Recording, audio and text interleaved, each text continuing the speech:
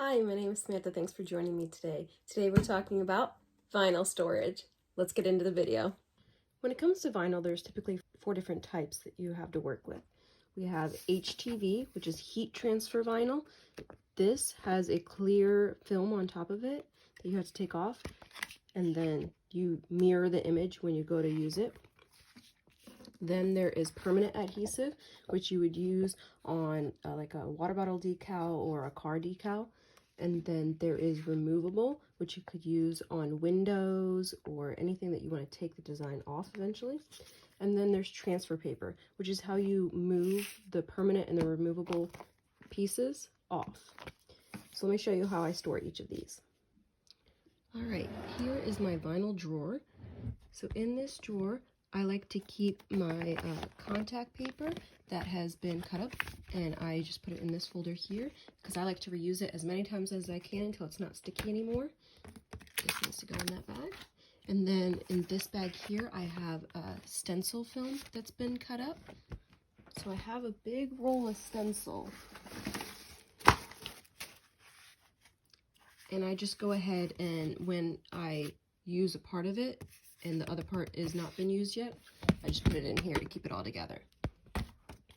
These pouches are from the Container Store, but actually the last time I went, they didn't have those exact ones, so I don't know if they carry them anymore.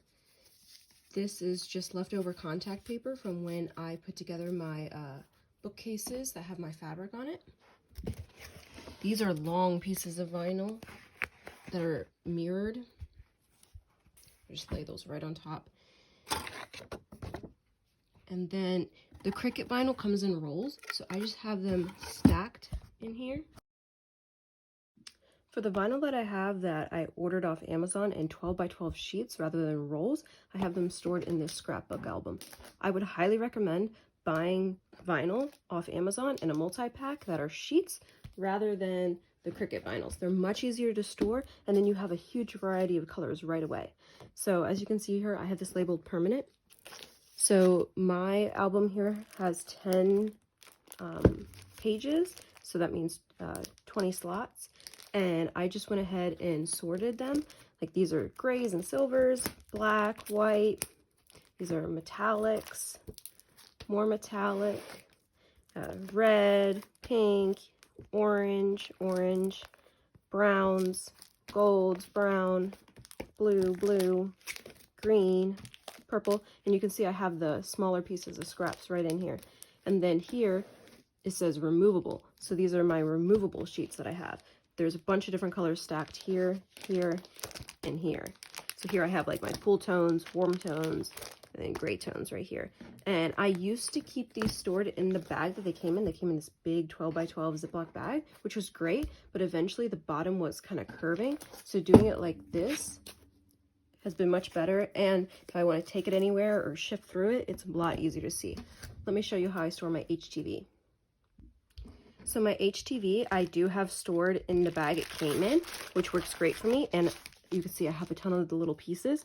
I like to keep the HTV permanent and removable vinyl all separate because they're all different things. I don't want them mixed up, and most of them don't even tell you what they are, so don't put them together, keep them separate.